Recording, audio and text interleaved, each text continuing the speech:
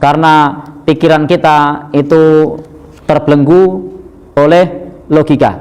Sementara Allah Subhanahu wa taala itu tidak bisa kita logika.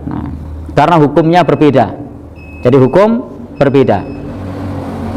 Ketika kita berbicara tentang makhluk, maka ada namanya sebab akibat. Tapi bagi Allah itu segala sesuatu bisa kun fayakun. Dan Allah Maha Kuasa atas segala sesuatu. Demikian pula ketika kita berdoa kepada Allah, maka hilangkan semua logika. Yakini innallaha ala kulli syai'in qadir. Allah Maha Kuasa atas segala sesuatu. Ketika kita kemudian menggunakan logika dalam berdoa, wah tidak mungkin deh kayaknya. Nah, repot. Yakin saja Allah Maha Kuasa atas segala sesuatu. Sama juga ketika Allah menyebutkan Ar-Rahman 'alal arsy istawa. Sudah imani Allah Maha Kuasa atas segala sesuatu, tidak sama dengan makhluknya. Sebagaimana ketika kita memahami yang lainnya, saya sering sampaikan, setiap kita membaca Al-Fatihah, maka Allah akan menjawab Alhamdulillahirabbil alamin. Allah jawab, hamidani abdi, hambaku memujiku. Ketika kita membaca Ar-Rahmanir Rahim, Allah jawab, asna alayya abdi, hambaku memujiku.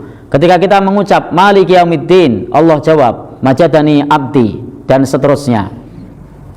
Kalau kita berpikir pakai logika, mumet dewe. Ada berapa orang yang membaca Al-Fatihah? Ada berapa ribu orang yang membaca Al-Fatihah? Dalam sehari semalam di seluruh dunia, setiap detik, setiap saat ada yang baca Al-Fatihah. Kalau dipahami dengan logika, maka orang akan mengatakan kerjaan Tuhan menjawab Al-Fatihah. Allah Maha Kuasa atas segala sesuatu, jangan dipersempit dengan ruang logikamu.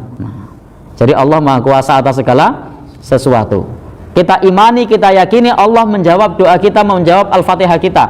Baik orang yang sholat sunnah atau sholat wajib, baik orang yang baca Al-Fatihah di timur maupun di barat, siang hari maupun malam hari, semua dijawab oleh Allah Subhanahu wa taala. Mudah bagi Allah Subhanahu wa taala untuk menjawab semua bacaan surat Al-Fatihah itu. Demikian pula ketika Allah Subhanahu wa taala menciptakan makhluknya yang bernama Arsy, ketika Allah Subhanahu wa taala menciptakan manusia, ketika Allah Subhanahu wa taala menciptakan alam semesta raya, itu bukan berarti Allah butuh terhadap ciptaannya. Justru ciptaannya itu yang butuh kepada Allah. Kalau konsep membuat kemudian yang buat butuh, itu konsep manusia. Berbeda dengan konsep Allah Subhanahu wa taala, karena Allah Subhanahu wa taala menciptakan itu bukan butuh. Allah tidak butuh terhadap ciptaannya.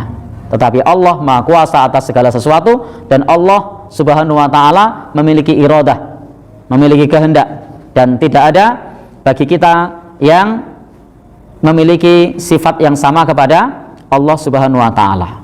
Jadi Allah Subhanahu wa taala di dalam hal ini jangan dimasukkan ke dalam ruang sempit yang bernama logika. Ketika sudah berbicara tentang Allah, maka yang berbicara adalah keimanan. Maka Al-Quran menyampaikan ayat, Allah berfirman, maka kita imani. Wallahu a'lam bishawab.